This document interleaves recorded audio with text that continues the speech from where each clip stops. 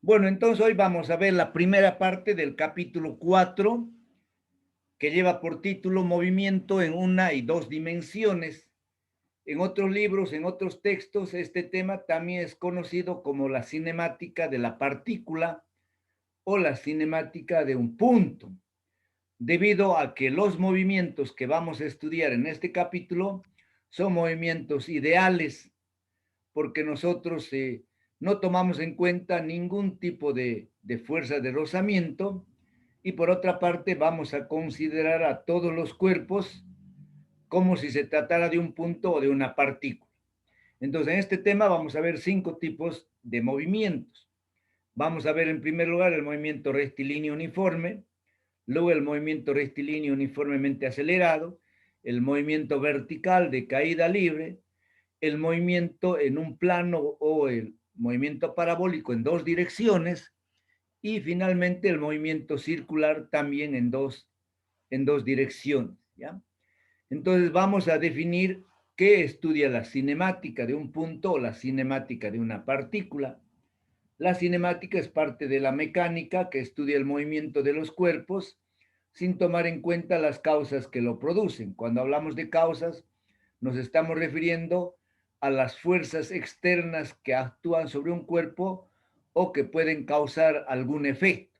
Entre ellas, las fuerzas de rozamiento, que en este tema no los vamos a considerar, ¿ya? Fundamentalmente en este tema lo que vamos a estudiar es la relación que existe entre la posición, la velocidad y la aceleración de una partícula o un punto. Finalmente nosotros vamos a llamar un móvil, un cuerpo, una partícula, que se entienda que son sinónimos de lo mismo, ¿ya? No utilizamos mucho la palabra punto porque resulta medio feo decir se mueve un punto, ¿eh? En cambio vamos a decir se mueve una partícula o se mueve un cuerpo o un móvil o un automóvil, etcétera, etcétera, ¿ya? Entonces vamos a ver en primer lugar el movimiento rectilíneo uniforme. Un cuerpo tiene movimiento rectilíneo uniforme cuando su velocidad permanece constante durante todo su movimiento, es decir, que no varía con el tiempo. Si un cuerpo tiene movimiento rectilíneo con velocidad constante, no tiene aceleración o su aceleración vale cero, ¿ya? Veamos con este ejemplo. Los 3 primeros movimientos que vamos a ver son movimientos en una sola dirección, pero siempre nosotros efectuamos una gráfica X, una gráfica X en función de Y o una gráfica X100. En este caso vamos a considerar el movimiento horizontal de un automóvil sobre el eje X, ¿ya? Entonces consideremos que este auto parte del origen y se mueve con una velocidad constante de izquierda a derecha. Si nosotros queremos calcular la posición X en función del tiempo, entonces debemos utilizar esta ecuación. X es igual a B por T. Es una ecuación lineal de primer orden, ¿ya? Entonces, en este caso, la posición del cuerpo, con X representamos la posición, la distancia o la coordenada X, ¿ya? Entonces, la posición estará siempre en función del tiempo. ¿Por qué? Porque la velocidad permanece constante. Para aplicar esta ecuación 4.1, necesariamente la velocidad tiene que ser constante y la aceleración tiene que ser igual a cero. Vamos a ver las gráficas de este tipo de movimiento. Tenemos dos gráficas. Una gráfica que es la velocidad en función del tiempo y otra gráfica que es la posición en función del tiempo. Siempre el tiempo lo vamos a representar en el eje X, en el eje horizontal, y la velocidad, aceleración o posición lo vamos a representar en el eje vertical o en el eje Y. Entonces, si nosotros hacemos una gráfica de la velocidad en función del tiempo, esa gráfica va a ser una línea recta paralela, en este caso, al eje horizontal o al eje donde estamos representando el tiempo.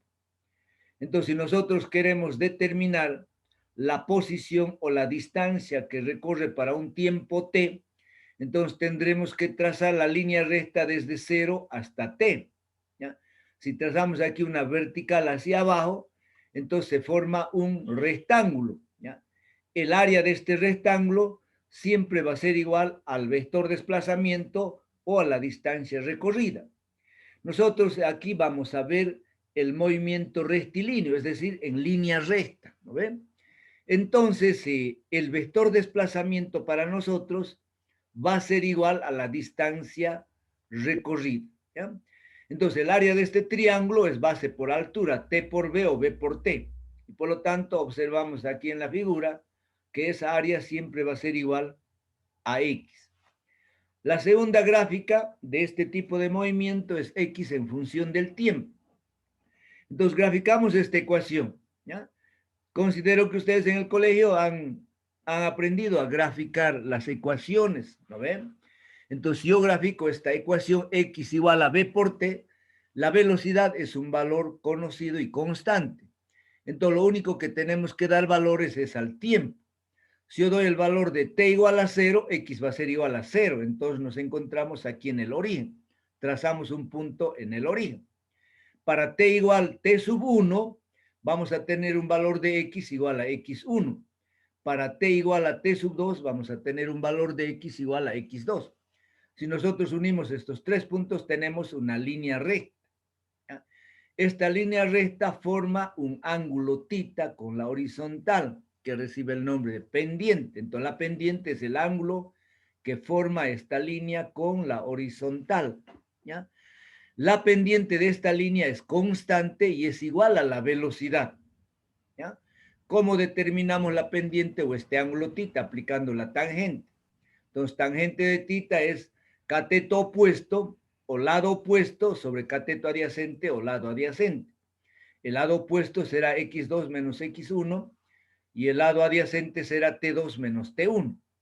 Entonces, como este ángulo es constante, la tangente θ representa la velocidad para este tipo de movimiento. Vamos a ver ahora cuatro conceptos relacionados con la velocidad y la aceleración. Vamos a ver el concepto de velocidad media, la definición de aceleración velocidad media, velocidad instantánea, aceleración media y aceleración instantánea. Para interpretar qué representa la velocidad media, consideremos el movimiento de un cuerpo también en sentido de izquierda a derecha sobre el eje X, un desplazamiento horizontal, ¿ya? Entonces puede ser una partícula, un móvil, un cuerpo, no interesa eso. ¿Por qué? Porque a todos los cuerpos los tratamos como si fueran partículas, ¿ya? Entonces consideremos que un cuerpo se mueve horizontalmente de izquierda a derecha y cuando pasa por el punto P después de un tiempo T sub 1 de haber partido del origen, su distancia o su desplazamiento es X1. Para un tiempo posterior T sub 2 pasa por el punto Q, que se encuentra a una distancia X2 del origen. Entonces, el vector desplazamiento de P a Q es la línea recta que une P a Q, que lo estamos representando con esta flecha negra y lo vamos a representar con delta X. Entonces, si nosotros tomamos como referencia el origen, delta X va a ser igual a X2 menos X1. Entonces, para nosotros, delta X es el vector desplazamiento. Pero en este caso también es igual a la distancia que se ha recorrido desde el punto P hasta el punto Q. Ahora, el tiempo transcurrido en ir de P a Q será igual a T2 menos T1, que también lo vamos a representar con delta T, ¿ya? Muy bien, entonces, para representar a la velocidad media vamos a utilizar esta V minúscula dentilabial con su rayita encima. Entonces, definimos a la velocidad media como la razón del vector desplazamiento delta X entre el tiempo transcurrido. Si de aquí despejo X2 menos X1 será igual a V raya por T2 menos T1. Ahora, supongamos nosotros que el cuerpo o el móvil parte desde el origen. consideramos que en el origen nosotros ponemos en marcha recién nuestro cronómetro para controlar el tiempo. Entonces decimos, para un tiempo t sub 1 igual a 0, ¿ya? El cuerpo se encuentra en el origen y por lo tanto x1, la coordenada x1 es 0. Para un tiempo posterior t2 igual a t, el cuerpo va a ocupar una posición x2 igual a x. Entonces, simplificando esta ecuación, nos queda x igual a b raya por t, que es una ecuación mucho más sencilla, donde b raya representa la velocidad media. Vamos a ver ahora el concepto de velocidad instantánea. Para interpretar correctamente el concepto de velocidad instantánea, el alumno ya tiene que ver en cálculo 1 derivadas. ¿Por qué? Porque el concepto de la velocidad instantánea está relacionada con la definición de la derivada. Pero lamentablemente el alumno a esta altura de cálculo no han visto derivadas. Yo sé que recién deben estar en límites, en funciones, no sé. Por eso en otras universidades hay que aprobar primero cálculo 1 y después recién se lleva la física 1. ¿Por qué? Porque el cálculo o la matemática, el cálculo diferencial, el cálculo integral, tiene mucha aplicación ya en la resolución de los problemas de cálculo 1, incluso en la deducción y definición de ecuaciones y fórmulas. Entonces, como nosotros aquí llevamos paralelamente cálculo 1 y física 1, entonces muchos conceptos tenemos que obviarlo. Muchas deducciones que se lo hace con mucha facilidad aplicando integrales y derivadas, no lo tenemos que hacer. Y eso también imposibilita una mejor comprensión del fenómeno físico. Pero bueno, de eso no son culpables ustedes y tampoco nosotros. Es nuestro sistema de educación y es nuestro plan de estudio que tenemos, ¿ya? Bueno, entonces por el momento, o sea, tampoco interesa mucho de que ustedes profundicen el concepto de la derivada o el concepto del límite o el concepto de la velocidad instantánea. Todo lo verán ustedes a su debido tiempo y ahí terminarán de comprender estos conceptos, ¿ya? Entonces, ¿cómo se define la velocidad instantánea? La velocidad de un cuerpo en cualquier instante o en cualquier punto de su trayectoria recibe el nombre de velocidad instantánea, ¿ya? El velocímetro que tenemos en el tablero, en el interior de un automóvil, ¿ya? Nos mide la magnitud de la velocidad instantánea. Si nosotros estamos yendo en un automóvil por la avenida y cuando estamos pasando por la rotonda del Moto Méndez frente a la facultad, nos fijamos nosotros el velocímetro en el tablero y vemos 90 kilómetros por hora. Entonces, ese valor es la magnitud de la velocidad instantánea en la rotonda del Moto Méndez. Si nosotros estamos yendo, digamos, al aeropuerto, al pasar por el cruce de Juan 23, vemos que la velocidad es de 50 kilómetros por hora. Ese es el nuevo valor de la velocidad en ese instante, es decir, en el cruce de Juan 23. ¿Ya? Muy bien, entonces define a la velocidad instantánea matemáticamente como el límite de delta x sobre delta t cuando el valor de delta t se acerca a cero. ¿Ya? Es decir, estamos aplicando límites a la velocidad media, porque la velocidad media lo hemos definido como delta x sobre delta t. Cuando una función alcanza límite. Una función alcanza límite cuando sus valores se acercan al valor de cero. ¿Ya? Fíjense aquí en la figura, en esta figura, ¿ya? Si nosotros el punto Q lo vamos acercando al punto P, el valor de delta X disminuye, el valor de delta T también disminuye. Nosotros acercamos el punto Q tan cerca del punto P, es decir, si yo lo coloco prácticamente el punto Q encima del punto P, delta X se va a acercar a cero y por lo tanto delta T también se va a acercar a cero. Entonces, ese momento, cuando los valores se acercan a cero, de acuerdo a la definición del cálculo diferencial, la función se convierte en la derivada, ¿ya? Entonces, el límite de delta x sobre delta t cuando delta t se acerca a cero es igual a la derivada de x respecto al tiempo. ¿Ya? Entonces se define a la velocidad instantánea como la derivada de x respecto al tiempo. Repito, este término lo van a comprender mejor cuando lleven ustedes límites y derivadas en cálculo. Por el momento, tranquilos, no se preocupen.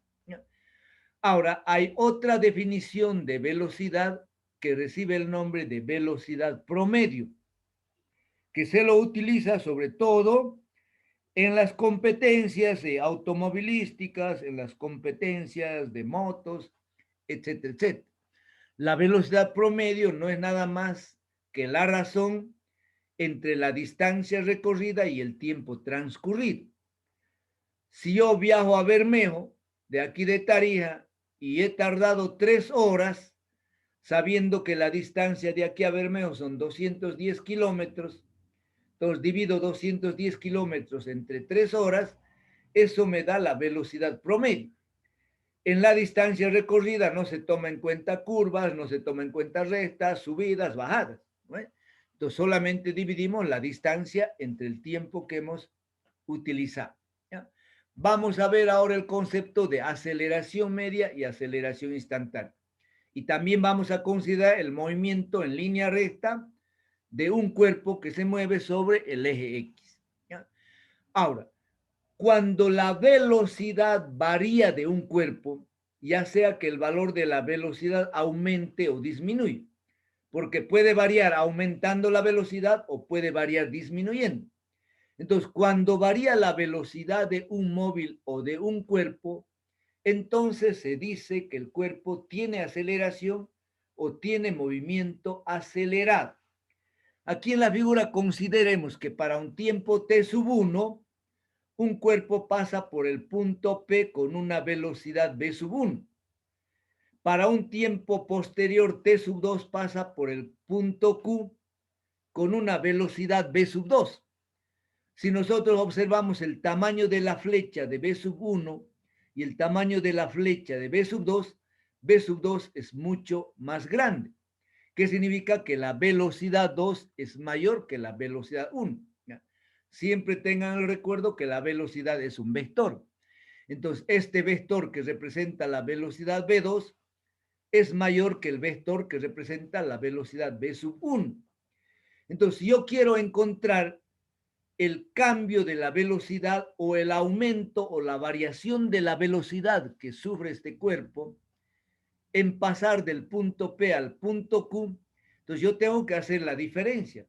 Como estos dos vectores están dirigidos hacia la derecha, es decir, tienen el mismo sentido, entonces el aumento de velocidad o el incremento de velocidad va a ser igual a V2 menos V1. Pero este aumento de velocidad V2 menos V1, ¿ya?, recibe el nombre de vector cambio de velocidad. Entonces vamos a definir nosotros a la aceleración media con una A minúscula y su raíz encima. Como la razón del vector delta V es un vector que representa el cambio de velocidad dividido el tiempo transcurrido. Entonces comúnmente decimos que la aceleración media es igual a delta V sobre delta T. Pero hay que comprender que delta V es un vector, ¿ya?, que me está dando el aumento o la disminución de la velocidad que sufre un cuerpo en pasar de un punto a otro. De la misma manera que hemos definido la velocidad instantánea, también definimos a la aceleración instantánea como la aceleración que tiene un cuerpo en cualquier instante o en cualquier punto de su trayectoria. Se define a la aceleración instantánea como el límite de la razón delta V a delta T. Cuando el valor de delta T se acerca a cero, delta V también se acerca a cero. Y por definición del cálculo diferencial, se convierte en la derivada de la velocidad respecto al tiempo. ¿Ya? Bueno, vamos a entrar a ver ahora el movimiento rectilíneo uniformemente acelerado. El movimiento rectilíneo uniformemente acelerado es aquel en el cual la velocidad varía uniformemente durante todo el movimiento y la aceleración permanece constante. ¿ya? Ahora, para encontrar las ecuaciones que describen el movimiento rectilíneo uniformemente acelerado, lo más fácil es utilizar el cálculo integral. Repito nuevamente, pero como no hemos visto el cálculo integral, entonces el profesor tampoco puede utilizar el cálculo integral para encontrar o deducir las ecuaciones, ¿ya? Entonces hemos buscado otros métodos mucho más sencillos para deducir estas ecuaciones, lo cual está en forma detallada en el texto. Ustedes sí o sí tienen que estudiar una o dos veces el texto. Y es más, hay que complementar también con la teoría de algún libro, de uno o de dos libros, dependiendo del tiempo que ustedes tengan, ¿ya? Entonces, por cuestiones de espacio y de tiempo, yo no presento toda la deducción aquí en la diapositiva, porque a mí no me interesa mucho que ustedes sepan deducirlo. El que quiere saber de dónde salen las ecuaciones, se remite al texto y se remite a los libros.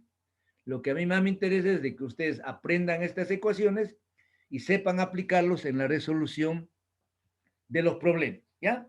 Entonces, de esa manera solamente presentamos las tres ecuaciones básicas y fundamentales de la cinemática. Estas tres ecuaciones se utilizan en movimiento rectilíneo uniformemente acelerado, se utilizan en caída libre, se utilizan en movimiento parabólico y se utilizan en movimiento circular, ¿ya? Entonces, estas tres ecuaciones hay que aprenderlos de memoria. Tampoco son difíciles de aprender.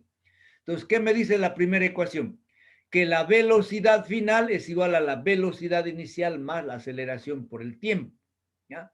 La segunda ecuación, la posición X o la coordenada X o el desplazamiento, como ustedes quieran llamarlo, es igual a la velocidad inicial por el tiempo más un medio de la aceleración por el tiempo al cuadrado.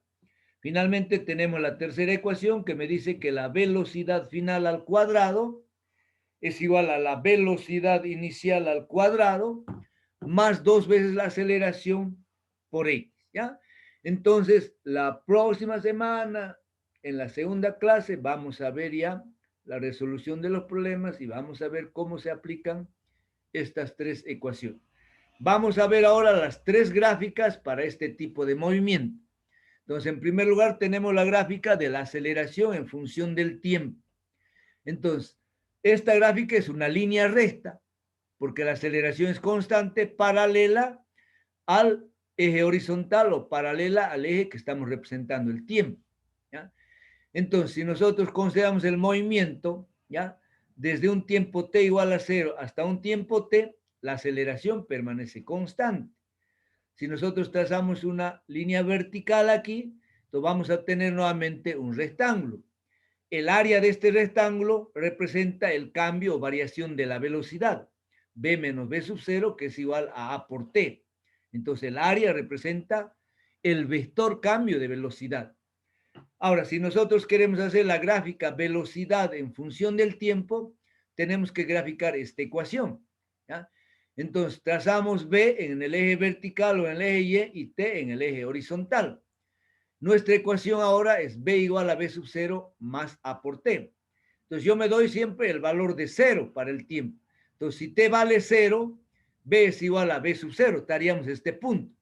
¿Qué significa eso? Que para el tiempo t igual a 0, el automóvil ya parte, el automóvil, la partícula o el cuerpo, ya parte con una velocidad inicial b sub 0. Entonces, para un tiempo posterior t, la velocidad va aumentando uniformemente. Significa que va a haber una línea recta. Entonces, para un tiempo t, la velocidad es v. Entonces, si yo uno este punto b sub 0 con b, entonces yo tengo una línea que representa la velocidad uniformemente, ¿ya? Entonces, verticalmente, esta altura de aquí, desde el eje horizontal, desde el eje donde está el tiempo, hasta aquí, hasta b sub 0, vale b sub 0. Y de aquí hasta arriba, vale a por t. Pero esta a por t, fíjense a qué es igual. Es al aumento de la velocidad. Entonces, el aumento de la velocidad b menos b sub 0 es igual a por t de esta ecuación. Finalmente, la altura total, b es igual a b sub 0 más a por t. ¿Eh? Entonces, de esa forma efectuamos la gráfica de la velocidad en función del tiempo. Finalmente, hacemos la gráfica de x en función del tiempo. Entonces graficamos esta ecuación que es de segundo grado. Toda ecuación de segundo grado siempre nos da una parábola. Entonces v sub 0, la velocidad inicial, es constante. La aceleración es constante. Entonces tenemos una ecuación x igual a at más bt cuadrado. Y por lo tanto la gráfica siempre va a ser una parábola. Vamos a entrar a ver ahora el movimiento de caída libre de los cuerpos. La caída libre de los cuerpos constituye para nosotros un movimiento rectilíneo uniformemente acelerado. ¿Por qué? Porque vamos a considerar que los cuerpos caen o suben con una aceleración aproximadamente constante. ¿Y por qué nosotros vamos a considerar que los cuerpos caen o suben verticalmente con aceleración constante? Porque vamos a despreciar la resistencia del aire. Vamos a despreciar todo tipo de corrientes de aire y el contacto que puede tener el cuerpo con algunas partículas presentes en el aire. Entonces, si nosotros despreciamos la resistencia del aire, ¿ya?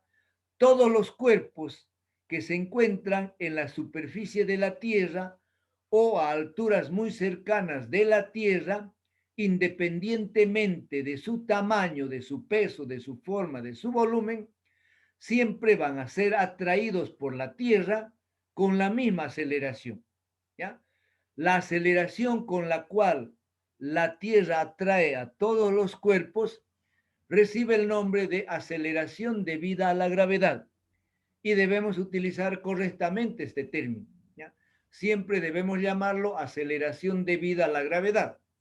Muchas veces decimos la gravedad, es totalmente erróneo. O si decimos la aceleración de la gravedad, lo correcto siempre es decir aceleración debida a la gravedad, ¿ya? Entonces, la aceleración debida a la gravedad lo vamos a representar con la letra G minúscula. El valor de la aceleración de la gravedad medido en la superficie de la Tierra, que tomamos como referencia siempre el nivel del mar, es igual a 9,81 metros por segundo cuadrado. En la mayoría de la resolución de los problemas, siempre que el problema no nos dé otro valor, nosotros tenemos que trabajar con 9,81 metros sobre segundo cuadrado. Excepto si el problema me dice que redondee yo a 10 o que redondean, perdón, a 9,8 o a 9 metros por segundo cuadrado. En ese caso, sí. Caso contrario, el valor que vamos a utilizar es 9,81 metros por segundo cuadrado, ¿ya? Ahora, las ecuaciones para el movimiento en caída libre son prácticamente las mismas tres ecuaciones que hemos visto para movimiento rectilíneo uniformemente acelerado. Entonces, aquí en caída libre también el movimiento es en una sola dirección, en este caso en la dirección vertical o en el eje Y, ¿no? Por lo tanto, nosotros para aplicar esas ecuaciones que hemos visto en el movimiento rectilíneo uniformemente acelerado, vamos a hacer los siguientes cambios de variable. Voy a sustituir x por h y voy a sustituir a por menos c. Algunas veces vamos a sustituir x por y, ¿ya? Porque y también se encuentra en el eje vertical. Entonces, y o h lo vamos a utilizar para la altura, ¿ya? Y la aceleración lo vamos a sustituir por menos c, donde g es la aceleración debida a la gravedad y es un vector que siempre está dirigido hacia abajo. Por eso, para nosotros es más conveniente introducir el signo menos delante de G. Y en este capítulo nosotros siempre vamos a tomar como referencia, digamos, un eje de coordenadas X y Y. Si del origen un cuerpo sube, su velocidad va a tener signo positivo. Si del origen baja, su velocidad va a tener un signo negativo. Si del origen sube, la altura va a tener un signo positivo. Y si baja, la altura va a tener un signo negativo. Esto ya lo vamos a ver con más detalle en la resolución de los problemas. El signo menos solamente colocamos para indicar que se trata de un sentido contrario, ¿ya? Entonces, para nosotros, cuando sube, digamos, un cuerpo, positivo, y cuando va, negativo. Ahora, la aceleración de la gravedad siempre actúa hacia abajo. Así, cuando el cuerpo suba o cuando el cuerpo baje, la aceleración siempre actúa hacia abajo. Y por lo tanto, para la subida o para la bajada, nosotros siempre lo vamos a colocar el signo menos por delante, ¿ya? Entonces, la primera ecuación de movimiento rectilíneo uniformemente acelerado era B igual a B sub 0 más A por T. Entonces, ahora para caída libre lo escribimos B igual a B sub 0 menos G por T. En vez de A sustituimos menos C. La segunda ecuación era X igual a B sub 0 por T más un medio A por T al cuadrado. X lo vamos a sustituir por H o por Y también. En el movimiento parabólico lo sustituimos por Y, ¿ya? Igual a B sub 0T y aquí en vez de A sustituimos menos C. Entonces queda menos un medio de G por T al cuadrado. Y finalmente la tercera ecuación, velocidad final al cuadrado igual a velocidad inicial al cuadrado más 2AX. Entonces nos va a quedar velocidad final al cuadrado igual a velocidad inicial al cuadrado menos 2GH. ¿Por qué? Porque en vez de A sustituimos menos C y en vez de X sustituimos menos H. ¿Ya? Entonces, de esa forma, estas tres ecuaciones son las que vamos a utilizar para resolver los problemas de caída libre. Ahora vamos a ver un ejemplo muy sencillo. Si nosotros lanzamos un cuerpo desde una superficie horizontal, supongamos que lo lanzamos desde el punto A, consideremos que el punto A se encuentra en el mismo nivel que el punto E, que puede ser el suelo, que puede ser el piso o una superficie horizontal. Pero el punto A y el punto E se encuentran en el mismo nivel. Entonces, si nosotros lanzamos un cuerpo hacia arriba con una velocidad V sub A, ese cuerpo va a retornar nuevamente al punto E con la misma velocidad, pero de sentido contrario. Entonces, en valor absoluto, la velocidad de A es igual a la velocidad de E. Pero hay que tener mucho cuidado que en el punto A está subiendo. Por lo tanto, esta velocidad V sub A para nosotros tiene signo positivo. En el punto E está bajando. Y por lo tanto, V sub E para nosotros tiene un signo negativo. Pero el valor es el mismo. Como nosotros estamos despreciando todo tipo de resistencia o todo tipo de fuerza de rozamiento, si yo trazo nuevamente una horizontal que une el punto B y el punto D, de tal manera que B y D se encuentran a la misma altura de A y de E. Entonces, la velocidad de subida por el punto B también en magnitud va a ser igual a la velocidad de bajada en el punto D. Por eso escribimos B sub B igual a B sub D.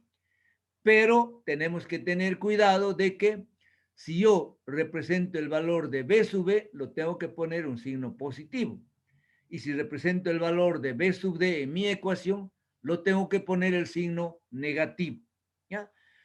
Ahora, finalmente, cuando la partícula o el cuerpo alcanza su máxima altura, que es en el punto C, su velocidad se anula, se vuelve cero.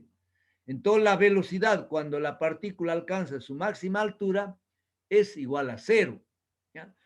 Ahora, como nosotros estamos despreciando las fuerzas de rozamiento, el tiempo de subida también es igual al tiempo de bajada. ¿Ya? Es decir, el tiempo en ir de A a C y volver de C a E es el mismo tiempo. Por lo tanto, si yo quiero calcular el tiempo que ha estado la partícula en el aire, tengo que sumar los dos tiempos, el tiempo de subida más el tiempo de bajada, o multiplicar dos veces por dos el tiempo de subida o por dos el tiempo de bajada. ¿Ya? Muy bien, mis queridos alumnos, con eso damos por terminada la explicación de los tres primeros movimientos. ¿Ya?